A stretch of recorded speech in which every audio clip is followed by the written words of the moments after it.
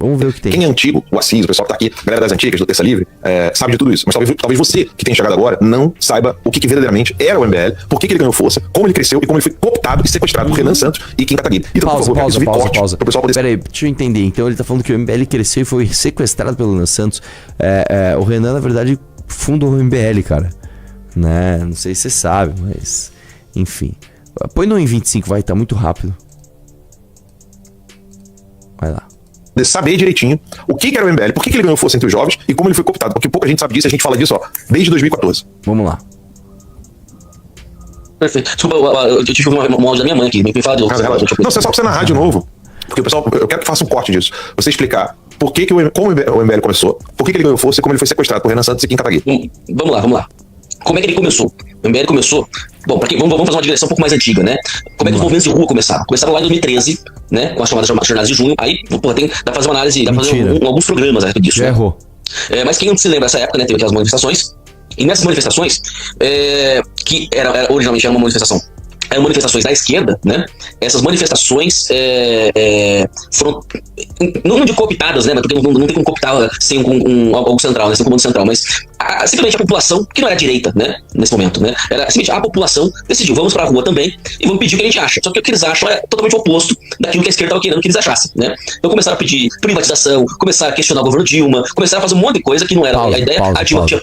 Você tá confuso, Fera. Deixa eu te falar uma coisa. As manifestações de 2013... tá? Que era o Gigante Acordou lá por causa dos 20 centavos, veio do movimento Passe Livre. Teve um gap de manifestação até 2014. Não foi uma atrás da outra. Teve a manifestações de 2013, foram duas gigantes. Pau! Depois acabou. Parou. Né? Aí tinha uma aqui, outra ali pequenininha, Atos, tal. Isso não tem nada a ver com o MBL. Não tem nada a ver com o MBL. O MBL surge depois da eleição da Dilma em 2014. Tem nada a ver com o Renan, com o Kim. Nada a ver isso daí. Vai lá, continua.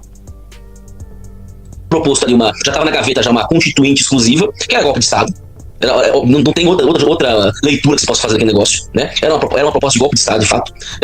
Viu que não foi pro lado que eu queria, já tinha essa história da constituinte pra trás, e enfim, o resto, né? Muita gente não conhece. Virou algo já tradicional da direita, ou na anti-esquerda, como você quiser, né? A coisa da massa estava meio amorfa ainda, né? Mas virou algo tradicional ir pra rua protestar, né? No final de 2014, houve a reeleição da Dilma, uma reeleição estranha, mas que era uma eleição que estava ali Dilma e Aécio, né? Então era mais do mesmo, né? 2014, ainda o Teatro das Tesouras acontecendo, né? Enfim, em algum momento surge, agora não vou saber exatamente precisar em que momento, mas no final de 2014 surge o MBL, o Movimento Brasil Livre. Nessa época o Kim Kataguiri, ele era um personagem da internet, né? Ele tinha o canal dele. Ele fazia alguns negócios, ele até colava algumas vezes, né? Já tava colando lá com a figura do Olavo, mas era um cara que sempre falou de economia, não falava de outras coisas, não falava de conservadorismo. Porque teve momentos em que ele apareceu no Pânico lá do Emílio Suíta, e ele destaca, eu não sou conservador, eu sou liberal, né? Ele deixou bem claro. Então, a linha dele era o liberalismo. Nessa época, quem criou o MBL, o Movimento Brasil Livre, foi um cara chamado Paulo Batista. Paulo Batista é um cara muito liberal, né? O cara manja muito economia. Meu Deus do céu, cara. Deixa eu explicar pra você quem era Paulo Batista. Paulo Batista foi um cara que o irmão do Renan, tá? Fez campanha para ele ser deputado estadual, isso sei lá em que ano, acho que foi para 2014. Tem nada a ver com o MBL, cara. O Alexandre Santos, né, fazia vídeos pro Paulo Batista. O Paulo Batista não tem nada a ver com criação, fundação do MBL, não tem nada a ver. Tem nada a ver. E o Kim Kataguiri nessa época tava fazendo campanha na internet pra um outro cara, pra um concorrente. Tem nada a ver. Vai lá, continua. Porém, é um cara que é um cara conservador. É um cara do nosso time, né? Eu gosto filho de pastor, evangélico, cristão. Exatamente, um cara cristão, um cara conservador. Ele acho que não é pastor, mas ele fala na igreja dele. Então, enfim. Não, o pai dele era pastor. O pai dele é pastor, acho que o pai dele é pastor, exatamente, né? E aí o MBL surgiu nesse ambiente, né? Com o Paulo Batista. E tava muito bem, né? Obviamente o Paulo Batista, né, começou a angariar outras pessoas dentro do MBL. O MBL começou a crescer, né? Teve ele cresceu bastante no Nordeste também, eu lembro dessa época, né? O MBL do Nordeste cresceu. Em algum momento, e aí eu não me lembro, eu vou dizer pra você que eu não me lembro exatamente da explicação, mas o Paulo Batista ele foi retirado pelo Renan Santos, e o Renan Santos e o Kim Kataguiri tomaram o MBL. Pausa. Você tá viajando. Ele faz um trabalho. Pausa! Não tem nada a ver isso daí, velho. Não tem nada a ver isso daí. Você tá inventando isso. Você está inventando. Deixa eu te falar uma coisa. O MBL surgiu com o Renan. Eu nem conheci o Renan nessa época, tá? Isso aqui é história que eu sei, inclusive isso está no livro, né, do MBL. Alguém marcou uma manifestação na Paulista, alguém fez uma página no Facebook marcando uma manifestação na Paulista, e aí o Renan percebeu isso logo depois que a Dilma foi eleita, que a manifestação não tinha dono, que ninguém avisou a polícia, que ninguém tinha feito como deveria ser feito. Aí o Renan Santos foi lá e pegou a manifestação e colocou o nome dele, tá? Então não tem nada a ver com o que você tá falando, cara. Você só inventou isso daí. Continua. Fazer um trabalho na periferia para ensinar jovens como criar pequenos negócios e lutar contra a força do Estado, ensinando sobre teoria de mercado, ensinando jovens o porquê que a economia liberal era tão boa. Só que o Paulo Batista fazia campanha pró-vida. E aí isso foi inadmissível pro Renan Santos e pro Kim Kataguiri. E essa foi uma das maiores tretas deles com a gente. Nossa, lá cara, em 2015. Ele só inventou isso. Você tirou da sua bunda isso. Você só inventou isso. Vai lá. Porque nós queríamos falar do Foro de São Paulo e da agenda pró-vida nos caminhões, das manifestações. Eu estive, por exemplo, junto com outras pessoas, à frente da primeira manifestação do MBL no Rio de Janeiro, dia 12 de março, 12 ou 15. Eu não lembro se foi 12 ou 15 de março de 2015. 15 de março. 15, né? Então, 15 de março de 2015, eu estava no caminhão, foi de lá que eu soltei o grito que depois espalhou pelo Brasil inteiro, a nossa bandeira nossa bandeira jamais será vermelha, e eu vim de graça. Eu falei, pessoal, tô vindo lá de Mongagudo, Nova... Eu gosto muito desse. É tipo Forrest Gump, tá ligado? Vocês já assistiram Forrest Gump? Ele tá contando uma história e fala: ai não, merda acontece, aí o adesivo inteiro, shit happens. Você realmente acha que o Alan dos Santos criou o grito nossa bandeira jamais será vermelha? Ele inventou o grito eu vim de graça. Deixa eu falar, o Alan dos Santos era um bobo, cara. Ainda é, até hoje, né? Mas era um tontinho, olavista, que acreditava em intervenção militar. Ninguém levava o Alan a sério, cara. Ele era um bestinha ali que, tipo, né? Coitado, né? Vai lá. Nova Iguaçu, eu morava em Comendador Soares, Nova Iguaçu, conhecido como Morragudo. E eu falei, ó, eu vim de graça. Aí quem mais veio de graça? Aí a gente gritou e ficou aqui, o Brasil inteiro gritando, né? Eu vim de graça e a nossa bandeira jamais será vermelha. Tá bom. Vai. E aí, nessas manifestações, quem era aluno do Olavo estava proibido de participar depois dessa primeira manifestação, porque a gente falava do Foro de São Paulo e da Agenda Pró-Vida. E isso foi inadmissível, inclusive, essa Agenda Pró-Vida do Paulo, que não é o Paulo Figueiredo, tá, pessoal? Paulo Batista. Ele, sim, fundador do MBL, foi retirado pelo Renan Santos e pelo Kim Kataguiri, sobretudo pelo... Vou falar uma coisa, se o Paulo Batista é o verdadeiro doador, fundador do MBL, assim como vocês disseram que o Alexandre Frota era, por que então ele não brigou pela marca? Ou então mais, se ele era o verdadeiro fundador, se ele era uma pessoa que tinha legitimidade, né, da liderança daquelas pessoas, por que ele não fundou outro movimento então? É simplesmente, todo mundo é fundador do MBL, né? Depois que o negócio dá certo, todo mundo é fundador. Deixa eu te falar uma coisa, cara. Se por acaso aquela briga do Alexandre Frota a gente tivesse perdido e o Alexandre Frota pegasse a marca MBL, ninguém do MBL ia continuar no MBL. Todo mundo ia falar, tudo bem, Renan, Kim, Arthur, Alexandre, Pedro, qual que é o nosso novo movimento? Sei lá, vai chamar Movimento Ana Livre. Todo mundo ia fazer parte do Movimento Ana Livre. A liderança é espontânea, cara. Você não tem uma contratação, você não tem um contrato de trabalho, você não tem uma... Não tem nada disso, cara. Vocês só inventam essas coisas, né, cara? Vai lá, continue aí. O Kim ainda era bem menininho. O Renan Santos é quem realmente tomou a frente e roubou o movimento do Paulo. Roubou. Perfeito. E aí, em algum momento, né, o Kim começou a se projetar, né, é a história da marca, né, que o texto falou, né, porque ele começou a se promover pessoalmente, e exemplo de promoção pessoal é a tal daquela marcha pela liberdade, né, que você tinha a população engajada nas ruas, já se organizando nas ruas mesmo, né, mudando o eixo, obrigando os políticos a irem até São Paulo e Rio de Janeiro, né. O que eles fazem? Eles desmobilizam essa estrutura toda, desmobilizam a população que estava se engajando fim de semana após fim de semana para manter uma manifestação permanente, e eles começam a marchar e a pé até Brasília. Pausa aqui. Isso aqui eu vou te falar qual que é essa treta, tá? O Olavo de Carvalho falou que não tinha que ter impeachment. O Olavo de Carvalho não tem que ter impeachment. O Olavo de Carvalho falou o seguinte: vocês têm que ficar em São Paulo e principalmente no Rio, que é onde a maior parte das Forças Armadas estão, para que você faça com que as Forças Armadas tirem a Dilma do poder na base do fuzil. Essa era a tese desses idiotas. Entendeu? E a MBL falou: não, a gente vai marchar até Brasília porque a gente vai fazer uma operação para virar voto e deputado e tirar a Dilma democraticamente do poder. Aí eu gosto que eles falam o seguinte: não, eles desmobilizaram as pessoas. Deixa eu ver se eu entendi. Então existe uma massa de pessoas ali, de forma orgânica e natural, né, se mobilizando pra ir na tese do Olavo de pedir golpe militar. Aí o Renan Santos desmobilizou. Ele fez o quê? Ele chegou pra pessoas, estejam desmobilizadas, cada um pra sua casa. O Renan me desmobilizou. As pessoas foram embora pra casa. Cara, se você, Alan, foi o fundador do grito Minha Bandeira Jamais Será Vermelha, eu vim de graça. Se as pessoas estavam se mobilizando, quem é Renan Santos na fila do pão, irmão? Por que você não continuou? Você tinha o Paulo Batista, o grande líder, né? Por que vocês não fizeram o movimento de vocês e conseguiram impeachment? Aliás, conseguiram a intervenção militar lá em 2014, 2015? Por que vocês não fizeram isso?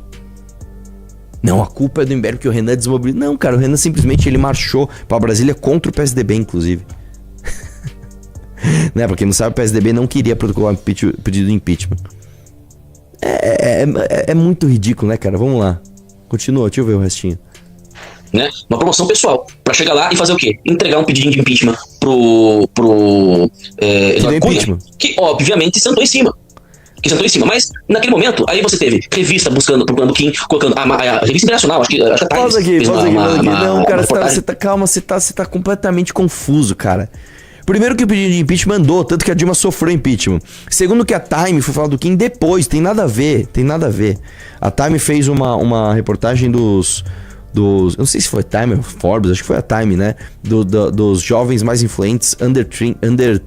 Forbes Under 30. Forbes Under 30, tipo das pessoas mais influentes abaixo dos 30 anos, né? Se não me engano tinha Felipe Neto também, tinha um monte de pessoas. Então você tá todo confuso aí, cara. Você não tá sabendo nem colocar as coisas nas datas corretas. Deixa eu ver o finalzinho. Valeu a pena ver esse vídeo, eu gostei.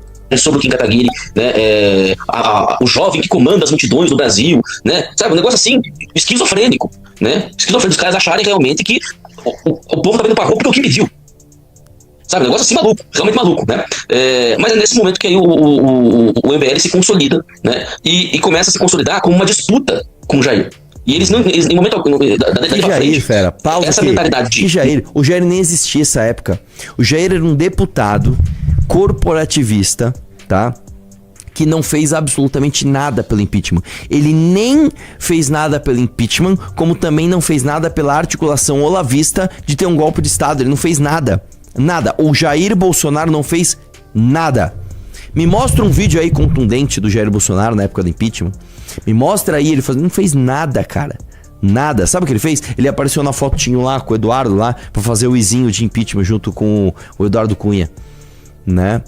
Foi isso. E aí o Eduardo Bolsonaro, quando viu o acampamento, ouviu a marcha, alguma coisa assim, falou: se vocês quiserem dormir no apartamento funcional, dorme lá. Inclusive o Riso dormiu na mesma cama que o Eduardo, né? Que era um idiota também, não tá fazendo porra nenhuma. Vamos lá. Nós somos a verdadeira direita. E o Jair Bolsonaro tá roubando nosso protagonismo. Se instalou no MBL de um modo que até hoje não saiu. Não vai sair nunca, porque é do caráter deles. Até hoje, o Kim quer, porque quer. O Kim Kataguiri, o Renan Santos, eles querem, o sonho deles é que o partido deles, o Missão, etc., né, seja o partido da direita do Brasil. Quem é antigo, o Assis, o pessoal que tá aqui. grande denúncia, cara. Você realmente acha que... Cara, você surpreendeu muita gente. Vocês querem que a Missão seja a direita brasileira? Nossa, cara. Pô, como é que você revela uma coisa dessa sobre a gente, velho? Nossa, que coisa ridícula, né, cara? E aí, o que tá acontecendo? Tem mais Alan dos Santos, vamos lá? Você tem aí o Alan tentando entrevistar na Campanholo. Tire suas próprias conclusões. Vamos ver isso aí. Eu vi um trechinho, né, que ela chama de babaca, né? Deixa eu ver. A verdade é a seguinte, pode colocar a câmera aqui pra mim, por favor, produção, porque o pessoal precisa saber disso. Vocês sabem muito bem que tem uma galera que tá com medo de falar a verdade. E qual é a verdade que esse pessoal quer?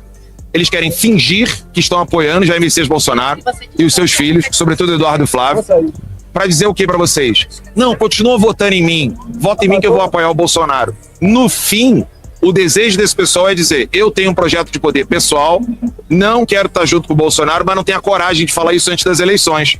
Tá aí o vídeo, a produção vai colocar o vídeo para vocês.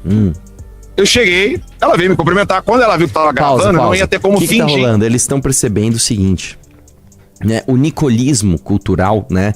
O Nicolas Ferreira, tal, já tá pegando uma Ana Campanholo aqui, uma Carol Detone ali, né? Um Lucas Pavanato aqui, sei lá, um outro aqui, outro acolá, né? E o Nicolas vai ficar mais poderoso do que a família Bolsonaro. Isso já está dito. Vocês vão perder essa briga, né? Porque o bolsonarismo é um produto obsoleto. É isso. E aí vocês estão... Agora, vocês estão tentando, né? Ver como é que faz. Vai, bota aí. Porque gravando fica tudo registrado. E a Ana correu. Eu tô entrevistando todo mundo aqui. Eu nem tô pisando aqui no cenário da timeline. Eu tô deixando o pessoal falar, deixei o Pittoli falar, deixei todo mundo utilizar a estrutura da timeline para poder Deixei o Pittoli falar. Enfim, vai lá. Participar, fazer corte, divulgar. Eu quero entrevistar e apoiar todo mundo. Por que que eu não posso entrevistar a Ana Campanholo? O microfone tá aberto aqui, ela tá ali atrás, ela pode sentar aqui e conversar civilizadamente, sem xingar, sem dizer que a pessoa é escrota, sem dizer que a pessoa trata os outros do jeito como ela vai falar. Vocês vão ver no vídeo. Eu simplesmente queria perguntá-la por que que ela quer permanecer no PL, atrapalhando. Olha que legal.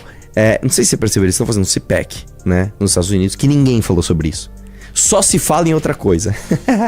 Os caras fizeram um evento nos Estados Unidos. Foi Flávio, foi Eduardo, foi Ana dos Santos, foi Ana Campanholo, foi todo mundo. E eles sequer conseguiram pautar alguma coisa na direita brasileira. Ninguém falou dessa merda. Aí o Alan dos Santos tá lá pagando jornalista com terninho azul, tal, fundinho, tal, brigando com... Cara, isso aqui é equivalente ao seguinte: imagina que a gente faz um congresso do MBL. Aí, sei lá, eu tô lá, né?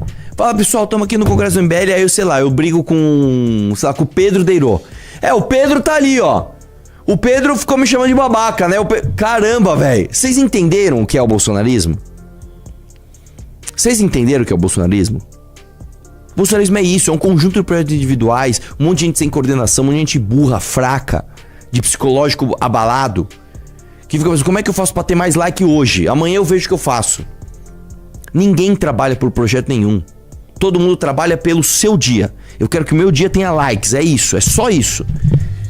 O Pedro ali, ó. Imagina, cara, que coisa ridícula. Eu dentro de um evento do MBL ficar xingando alguém do nosso time, cara. Vocês entendem como esses caras são ridículos? E a gente, por isso que isso é importante. É bom que isso esteja acontecendo, porque assim, quando esses caras são de unir a direita, a gente tentou tanto, cara. Mano, nós temos divergência, vamos tratar no bastidor, vamos não vazar isso pra fora, vamos trocar uma ideia aqui, vamos resolver a gente tentou tanto, cara. Quantas vezes eu não tentei falar com o Gil Diniz? Gil, não vamos brigar, cara, senta aqui, vamos resolver, qual o problema? Quantas vezes eu não falei com o Eduardo Bolsonaro, Eduardo, ó, vamos fazer assim, assim, e esses caras fazem isso, cara. Se eles fazem isso entre si, você imagina com a gente, na época que a gente tava, vamos combater o PT, então vamos parar de brigar, então demorou, vamos trocar uma ideia aqui? Aí os caras fazem essas coisas. Mano, o tempo é o senhor da razão, mano. Vai lá, volta lá. A candidatura do Carlos Bolsonaro. Produção. A produção vai colocar o vídeo aí. Assistam e tirem as suas conclusões. Tá aí o vídeo. Oi, Ana, tudo bom? Oi, Alan, tudo bem? Como... Ele não tá filmando? Tô filmando, claro. Transparência total. Pausa aqui, transparência total. Você vê como essas pessoas, elas não têm no mínimo código de conduta. Vamos supor que eu briguei com o Kim. Eu tive uma briga com o Kim. Pô, Kim, eu acho que você tem que ser candidato a deputado e eu que tenho que ser o candidato a governo. O Kim, não, eu que tenho que ser o candidato a governo, você tá inelegível, você fica de fora. Não, aí eu briguei com o Kim. Aí a gente tretou. Aí eu vou lá e faço um tweet. Porque o Kim Kataguiri... Mas você já ia falar, mano, Arthur, o que vocês estão fazendo, velho? Aí nós estamos no evento. Aí eu chego com o celular na cara do Kim. E aí, Kim, beleza? Aqui é transparência total. Você entende? Você consegue perceber a falsidade dessas pessoas ou não? Você entende como essas pessoas funcionam? Você entendeu isso? Cara, quantas e quantas experiências eu não tive com essa gente, velho? Quantas e quantas experiências eu não tive com essa galera de trocar ideia e o cara não para de sinalizar virtude. Você, pelo amor de Deus, mano, não dá pra conversar com você, você é um falso do caralho. Isso é jeito de tratar Ana Campanholo? Eu vou dar um exemplo pra você.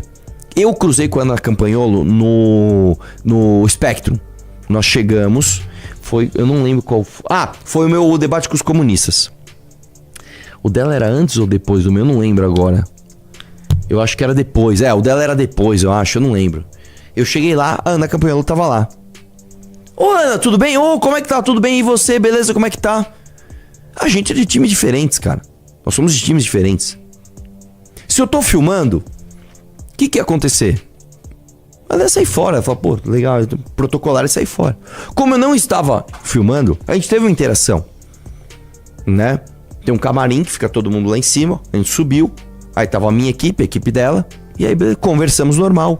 Ela falou alguma coisa do projeto do Kim, eu não lembro o que era, alguma coisa de algum projeto do Kim. A gente lembrou o dia que a gente se encontrou na Lesp, sei lá, em 2019, 18, sei lá. E nós trocamos ideia como dois seres humanos normais.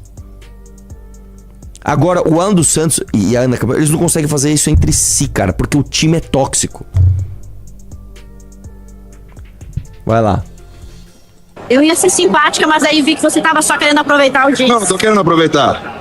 Eu ia ser simpática. Quero te fazer algumas perguntas. Eu sou jornalista e tô querendo te fazer uma pergunta. Pausa, a mina Eu não tá tenho interesse em ocupada. falar Pausa aqui, ó. A mina tá ocupada, velho. Cuidando do negócio dela ali. Ela tá lá, olhando a bolsa, fazendo as paradas dela. Você chega com a câmera na cara no próprio evento. Não, a e mina você vê que ela foi até simpática. Ela ia cumprimentar Muito. ele de boa. E aí eu vi que você tava com a câmera, meu. Exatamente, foi uma decepção genuína. Tipo, Foi, ô Alan, você tudo. vê. Ah, entendi, cara. Não, Tá, filma aí, vai, faz uma pergunta, vai.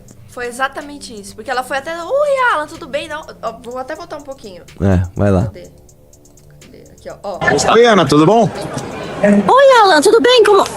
Aí ele tá filmando. Tô filmando. Foi uma decepção genuína. Ah, ele tá filmando. Você entendeu como essa gente, cara? É que a gente tá falando do idiota, do Alan dos Santos, mas tipo, o Eduardo Bolsonaro é a mesma coisa. Uma vez, eu vou contar uma coisa pra vocês. Uma vez, eu conversei com o Eduardo. Eu falei assim, Eduardo, vamos trocar uma ideia, vamos. Aí eu levei o Renan no gabinete do Eduardo. Nós sentamos e a gente conversou um monte de coisa. Ó, isso aqui foi errado, isso aqui a gente se atacou. A gente falou assim, vamos passar uma régua. Passou a régua, a gente não se ataca mais. Fechou. Beleza? Estamos combinados. Isso deve ter sido, sei lá, 2017, eu não lembro agora. Estamos combinados. Beleza, apertamos a mão, beleza. Eu não lembro agora, mas acho que foi tipo o dia seguinte ou 2 dias depois. O Renan foi com o Alexandre no gabinete do Eduardo pra conversar alguma coisa. Ó, meu, PT, não sei o que lá, vamos trocar uma ideia. Ele bateu na porta assim.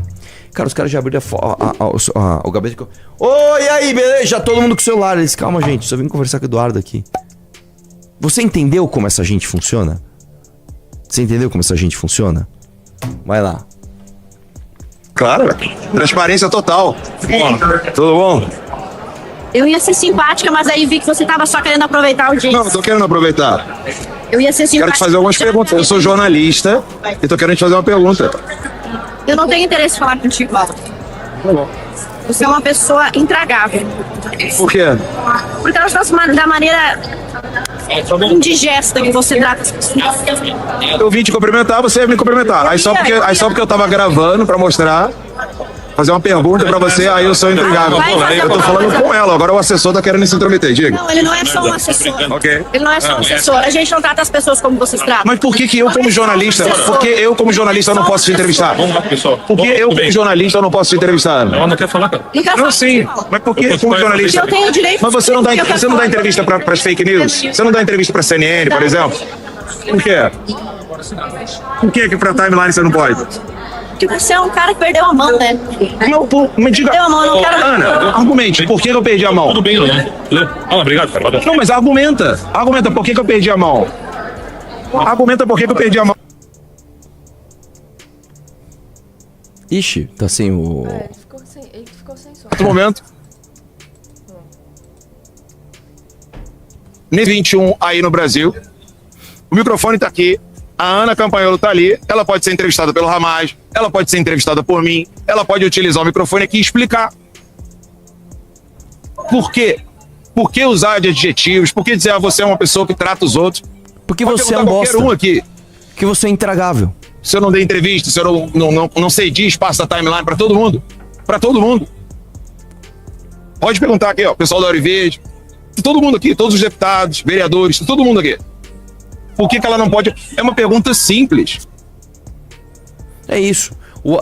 Vocês entendem, gente? Que bom que eu tenho essa live de pessoas mais inteligentes pra entender o que a gente passou durante tantos anos, cara.